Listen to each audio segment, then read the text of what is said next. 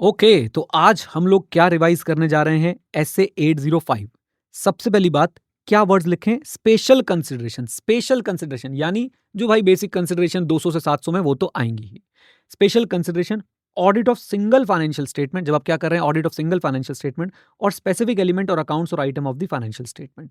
यानी ये ऐसे तब एप्लीकेबल होगा जब आप complete set of financial statement का ऑडिट नहीं कर रहे, आप P&L का अलग या बैलेंस शीट का अलग या कैश फ्लो का ऑडिट कर रहे हैं, या फिर आप फाइनेंशियल स्टेटमेंट के किसी स्पेसिफिक एलिमेंट का जो है वो ऑडिट कर रहे हैं। मैंने आज क्लास में कुछ छोटे मोटे से जो चार्ट्स बनाए थे उसके बारे में भी आपको एक बार गाइड कर देता हूं। ये देखिए जरा, प्लीज फोकस कीजिएगा। हमने क्या देखा था कि भाई अब आप सिंगल फाइनेंशियल स्टेटमेंट या स्पेसिफिक एलिमेंट या single element of financial statement का ऑडिट कर रहे हैं और वो जीपीएफ से बने हैं, तो 200 टू 700 प्लस 805 एप्लीकेबल होगा।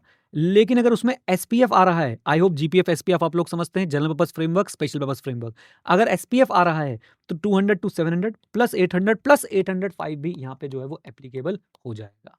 ओके, इतनी बात क्लियर है? Yes sir. आइए एक बार आपको मैं यहाँ से रीड भी करा देता हूँ। इधर देखिए, 805 किससे डील करता है? क्या स्पेशल कंसिडरेशंस आपने ध्यान में रखनी है जब आप लोग ऑडिट कर रहे हैं एसएफएस का या स्पेसिफिक एलिमेंट का?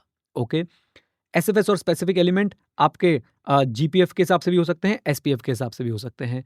अगर एसपीएफ फॉलो हो रहा है, स्पेशल पर्पस फ्रेमवर्क, तो 800 ऐसे 800 भी जो है वो अप्लाई कर दिया जाएगा।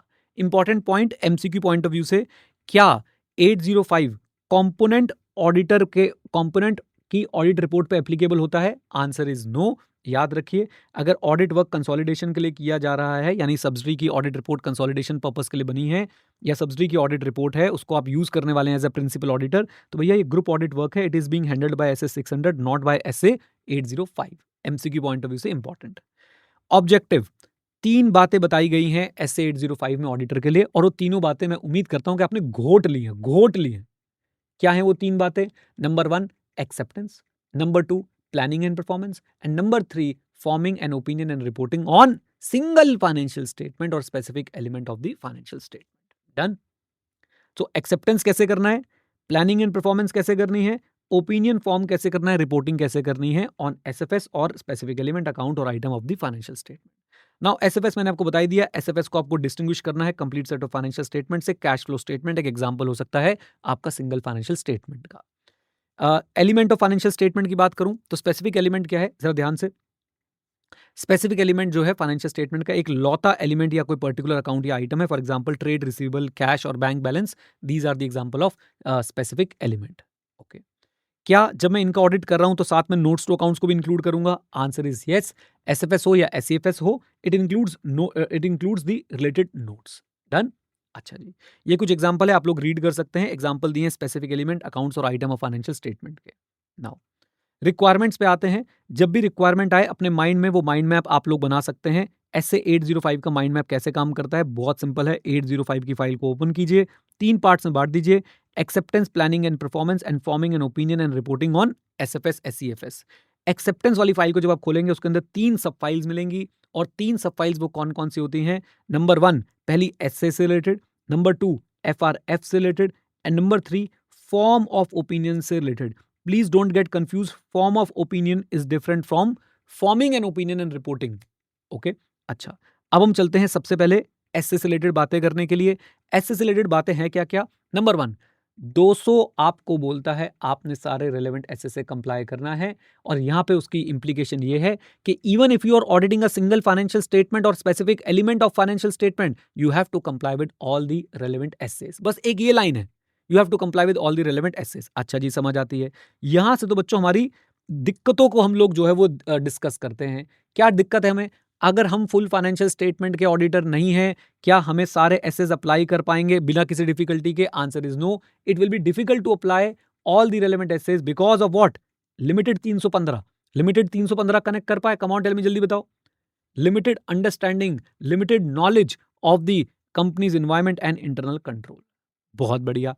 अच्छा जी, ध्यान से सुनिएगा अगेन। तो अगर आप फुल फाइनेंशियल स्टेटमेंट के ऑडिटर नहीं है, एसएस को अप्लाई करने में दिक्कत आएगी क्योंकि लिमिटेड नॉलेज होगी।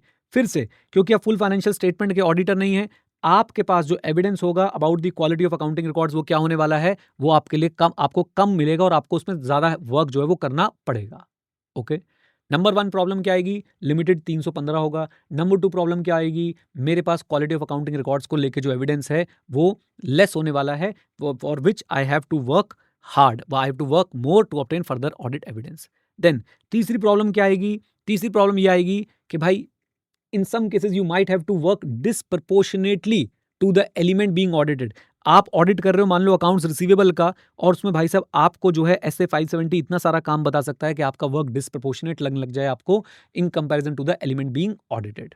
ओके, एंड एग्जांपल भी दे दिया मैंने आपको, ऑडिट कर रहे हैं आप अकाउंट्स रिसीवेबल का, कंप्लाई करना है आपको 570 से, तो वो फीजिबल नहीं होगा because of the audit effort required, disproportionate लगने लग जाएगा। एंड फाइनली हम लोग क्या बोलेंगे, अगर ऑडिटिंग एज पर, यही है इसका crux, auditing as per SAs is impractical, तो ऑडिटर प्रपोज करेगा alternative audit engagement, alternative engagement to the management. मैंने इसी बात की यहां पे समरी भी बहुत अच्छे से बनाने की कोशिश करी है। एप्लीकेशन ऑफ एसए 200 बोलता है आपको कंप्लाई करना है सारे रेलेवेंट एसएस के साथ, चाहे आप फुल फाइनेंशियल स्टेटमेंट का ऑडिट कर रहे हो या सिंगल फाइनेंशियल स्टेटमेंट का या स्पेसिफिक एलिमेंट का ऑडिट कर रहे हो। फुल फाइनेंशियल स्टेटमेंट का ऑडिट नहीं किया तो क्या होगा, it will be difficult to fully apply the essays. Why? Because of limited 315, that is limited knowledge of the entity, its environment and internal control, right? And you will be having less evidence about the quality of accounting records. You have to work more. And there is one more problem, because आप full financial statement का audit नहीं कर रहे हैं तो हो सकता है you have to do some disproportionate audit work because of certain essays. For example, you were auditing trade receivable. Now in order to comply with SA 570, your work proportion might increase with respect to the audit of trade receivable, and again वो आपको unjustifiable लग सकता है। और अगर आपको लग रहा है कि ऑडिटिंग जो है एज पर एस इम्प्रैक्टिकेबल है तो आप एक ऑल्टरनेटिव एंगेजमेंट जो है वो प्रपोज कर सकते हैं। डन। आइए now, acceptability of financial reporting framework, ध्यान से सुनिएगा, पूरी क्लास अच्छे से रिवाइज कराने की कोशिश कर रहा हूं, साथ में बने रहिएगा। Acceptability of financial reporting framework, ये बहुत सिंपल है। 210 से कनेक्ट कीजिए। 210 की प्री कंडीशन बोलती थी भैया बात ऐसी है कि आप ऑडिट बिगिन करें उससे पहले प्री कंडीशन एस्टैब्लिश कर लीजिए। प्री कंडीशन नंबर 1 होता था FRF मस्ट बी एक्सेप्टेबल। तो यहां पे भी आपको देखना है कि आप SFS या SCFS का ऑडिट करें उससे पहले प्लीज कंसिडर कर लीजिए कि आपका FRF क्या होना चाहिए, एक्सेप्टेबल होना चाहिए। नाउ इसके बाद वाली लाइनें सिंपल से एक बात बोलती है, auditor please exercise your professional judgement and ensure that जो भी फ्रेमवर्क है वो एडिक्वेट डिस्क्लोजर दे रहा हो यूजर्स के लिए, और अगर वो एडिक्वेट डिस्क्लोजर दे रहा है तभी वो एक्सेप्टेबल होगा, राइट। सो एज पर 210 आपका फ्रेमवर्क एक्सेप्टेबल होना चाहिए। सेकंड लाइन मैंने क्या बोली कि एक्सेप्टेबल कब होगा, ऑडिटर को प्रोफेशनल जजमेंट एक्सरसाइज करनी और ये इंश्योर करना है कि आपका फ्रेमवर्क एडिक्वेट डिस्क्लोजर दे रहा हो। अच्छा, इट इज पॉसिबल कि आपके SFS और एलिमेंट फॉलो करते हो किसको, फ्रेमवर्क को, which is meant for full financial statement, no problem.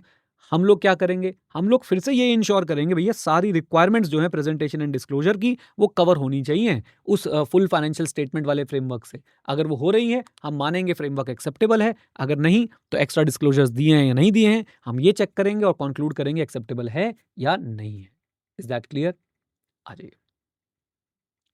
Now coming to the next point, form of opinion. हम अपने माइंड मैप में देखें तो हम लोग अब यहाँ पे पहुंच गए फॉर्म ऑफ ओपिनियन पे, और फॉर्म ऑफ ओपिनियन का भी पहला कनेक्शन कहाँ से बनता है, 210 से। मैं आपको याद करा दूं, एज पर एस 210 आप एंगेजमेंट लेटर देते हैं, उसके कंटेंट में ऑडिटर की रिस्पॉन्सिबिलिटी, मैनेजमेंट की रिस्पॉन्सिबिलिटी, ऑडिटर का objective, identification of applicable financial reporting framework, और लास्ट में लिखा होता है expected format and content of the audit report to be issued and a statement that it may vary in certain circumstances. तो जो last वाला point है उसी को यहाँ पे रेफर करेंगे। ऐसे 210 बोलता है कि देखो भाई आपका जो एंगेजमेंट लेटर है उसमें एक्सपेक्टेड फॉर्म जो है वो इंक्लूड होना चाहिए। बिल्कुल ठीक है, एक्सपेक्टेड फॉर्म है any report to be issued. तो अगर आप SFS और SCFS का ऑडिट कर रहे हैं तो बस ये कंसिडर कर लीजिए वो जो एक्सपेक्टेड फॉर्म है वो एप्रोप्रिएट है या नहीं है। एक्सपेक्टेड फॉर्म ऑफ ओपिनियन जो आपने एंगेजमेंट लेटर में लिखा होगा वो आपका एप्रोप्रिएट है या नहीं है, एंड जनरली वो एप्रोप्रिएट होता है। अच्छा जी, then form of opinion. Form of opinion किस पे डिपेंड करता है मुझे बताइए, फाइनेंशियल रिपोर्टिंग फ्रेमवर्क पे डिपेंड करता है, और साथ साथ में एप्लीकेबल लॉ और रेगुलेशन पे भी ये डिपेंडेंट हो सकता है। नाउ अनमॉडिफाइड ओपिनियन की लैंग्वेज क्या होती है, ये डिपेंड करता है कि फेयर प्रेजेंटेशन फ्रेमवर्क है या फिर कंप्लायंस फ्रेमवर्क है। अब आप लोग भूल चुके थे तो मैंने आपको यहां पे वो भी पढ़ा दिया। फेयर प्रेजेंटेशन फ्रेमवर्क क्या बोलता है, कंप्लाई करो with the requirement of framework, and वो एक्नॉलेज करता है कि आप अगर डिस्क्लोजर्स बियॉन्ड दो specifically required by the framework देना चाहते हैं तो आप दे सकते हैं, और मैनेजमेंट जो है वो इवन डिपार्ट भी कर सकती है from the requirement of the framework to achieve fair presentation in extremely rare circumstances. Okay. Compliance framework सिर्फ इतनी सी बात बोलता है कि भैया comply with the requirement of the framework, और ये एक्नॉलेजमेंट्स कंप्लायंस फ्रेमवर्क में आपको नहीं मिलती हैं। Is that clear? यानी compliance framework simply says just follow whatever is written in the framework, you can not deviate from it. Okay, अच्छा जी। देन इधर आ जाइए जरा। सो अनमॉडिफाइड ओपिनियन के केस में लैंग्वेज क्या होगी? अगर फेयर प्रेजेंटेशन फ्रेमवर्क है तो हम लोग ये लैंग्वेज यूज करेंगे, present Fairlie, give true and fair view. अगर कंप्लायंस फ्रेमवर्क यूज है तो हम सिंपली लिखेंगे prepared in all mutual respect in accordance with the applicable framework. Okay, done. अच्छा जी, आइए जरा। इज इट पॉसिबल कि सिंगल फाइनेंशियल और स्पेसिफिक एलिमेंट के केस में फ्रेमवर्क जो है वो प्रेजेंटेशन और डिस्क्लोजर को क्लियरली एड्रेस ना करता हो? आंसर इज यस, क्योंकि भाई हमारा जो फ्रेमवर्क था वो तो full set of financial statement के लिए बना था। हमारा फ्रेमवर्क किसके लिए बना था? Come on tell me. Full set of financial statement के लिए जो है वो बना था। और यहाँ पे ऑडिटर को क्या करना है? यहाँ पे ऑडिटर को अपनी प्रोफेशनल जजमेंट लगा के, फिर से ये फ्रेमवर्क वाले पॉइंट से रिलेटेड है, ऑडिटर को अपनी प्रोफेशनल जजमेंट जो है वो लगानी है और डिटरमाइन करना है कि भाई जो एक्सपेक्टेड फॉर्म ऑफ ओपिनियन है वो अप्रोप्रिएट है या नहीं है। Okay, last but not the least, इधर देखिए, हमारा जो एक्सपेक्टेड फॉर्म ऑफ ओपिनियन है उसमें हम ये वर्ड यूज करें या ना करें। कौन से words? Presents fairly in all middle respect और gives a true and fair view in the auditor's opinion. तो इसके लिए हम कौन से फैक्टर कंसिडर करने वाले हैं? नंबर 1, क्या एफआरएफ रिपीटिशन है? क्या एफआरएफ फुल फाइनेंशियल स्टेटमेंट के लिए एड्रेस करता था? अगर हाँ, तो भाई I will hesitate in using those words. I have to check additionally सारी चीजें प्रॉपरली डिस्क्लोज्ड हैं या नहीं है, प्रेजेंटेशन एंड डिस्क्लोजर प्रॉपर है या नहीं, मुझे प्रोफेशनल जजमेंट एक्सरसाइज करनी पड़ेगी। नंबर टू, एसएफएस और एससीएफएस अगेन सबसे पहले कंप्लाई करे रेलेवेंट रिक्वायरमेंट और फ्रेमवर्क से और एडिशनल डिस्क्लोजर दे। तो इन्हीं बातों की समरी में अगर आपको बना के बताऊं तो वो ये है, मुझे चेक करना है form of opinion. Form of opinion आपके फ्रेमवर्क पे डिपेंड कर सकता है। कम ऑन, यस और नो, फॉर्म ऑफ ओपिनियन के फ्रेमवर्क पे डिपेंड करता है? आंसर इज यस, बिल्कुल डिपेंड करता है। अब मैं अपनी लैंग्वेज में, वो अपनी अपने ओपिनियन की लैंग्वेज में ये शब्द यूज करूं या ना करूं, ट्रू एंड फेयर व्यू वाले, प्रेजेंट फेयरली वाले, ये डिपेंड करेगा भाई फ्रेमवर्क के ऊपर। मैं फिर से बोलता हूं, मुझे चेक करना है हमारा जो फॉर्म ऑफ ओपिनियन है वो अप्रोप्रिएट होना चाहिए। फॉर्म ऑफ ओपिनियन फ्रेमवर्क पे डिपेंड करता है। अब फ्रेमवर्क के हिसाब से मैं चेक करूंगा, मैं अपनी लैंग्वेज जो मैं ऊपर डिस्कस कर रहा था, ट्रू एंड फेयर व्यू वगैरह, वो यूज करूं या ना करूं। ओके, ये बात आ गई यहाँ पे हमारी। देन आ जाते हैं हम लोग आपके आज के आखिरी टॉपिक पे, और वो क्या था? Consideration when planning and performing the audit. तो जब आप लोग ऑडिट को प्लान एंड परफॉर्म कर रहे हो, अपने माइंड मैप में अगर आप आए, तो अब हम इस वाले टॉपिक को डिस्कस कर रहे हैं। ओके, तो व्हाट आर द कंसिडरेशन जो ऑडिटर को ध्यान में रखनी है while planning and performing the audit? बहुत ही आसान था ये तो। नंबर 1, आपने क्या करना है? Adapt all the relevant assess.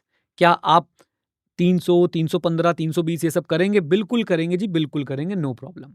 In principle कौन से एसेस को ज्यादा रेलेवेंट बताया गया? हमारे हिसाब से 240, 550 एंड 570, यानी फ्रॉड वाला, रिलेटेड पार्टी वाला और गोइंग कंसर्न वाले एसे को बहुत ज्यादा रेलेवेंट जो है बताया गया। 260 में आपको क्या करना होता है? 260 में आपको देखना होता है, एप्रोप्रिएट पर्संस को आइडेंटिफाई करना होता है for the purpose of communication, and उसकी रेलेवेंस अब 805 के साथ क्या बनती है? So these persons might be different in case of SFS, SCFS in comparison to the full financial statement. मैंने नीचे एग्जांपल भी इसको अच्छे से एग्जांपल दिया भी था। देन ये हो गया हमारा 3 पॉइंट्स कवर हो गए। अडेप्ट ऑल रेलेवेंट एसेस, ठीक है जी। उसके बाद 240, 550, 570, 260, यहां पे आ गया 500, 500, come on. If I was the auditor of the full financial statement, I have obtained all the audit evidence. क्या मुझे अभी भी प्लान और परफॉर्म करना चाहिए सिंगल फाइनेंशियल स्टेटमेंट के ऑडिट को to obtain audit evidence? Answer is yes, I must plan and perform the audit of single financial statement और specific element in order to obtain sufficient and appropriate audit evidence. अच्छा जी। Then क्या ये discrete होते हैं financial statement elements? Answer is no, these are not discrete, these are interrelated and you have to perform procedure on interrelated items. Okay, अच्छा जी। Now let's talk about materiality. Materiality for single financial statement कम होगी या ज्यादा होगी in comparison to the full financial statement? कम होने वाली है, एंड इसका impact nature, extent and timing of audit procedure पे भी आएगा, and evaluation of uncorrected misstatement पे भी आएगा, यानी 450 पे भी आएगा। तो 320 प्लस 450 हमारा यहाँ पे आ गया। डन। एग्जाम्पल मैंने आपको सारे एंटीवायरस क्लास में एक बार रीड करवा दिए थे, आप भी एक बार इसको अच्छे से रीड कर सकते हैं। अब हम लोग चलेंगे और नेक्स्ट पार्ट की रिवीजन वीडियोस और कोर क्लासेस वाली वीडियोस भी देखने वाले हैं। आ जाइए।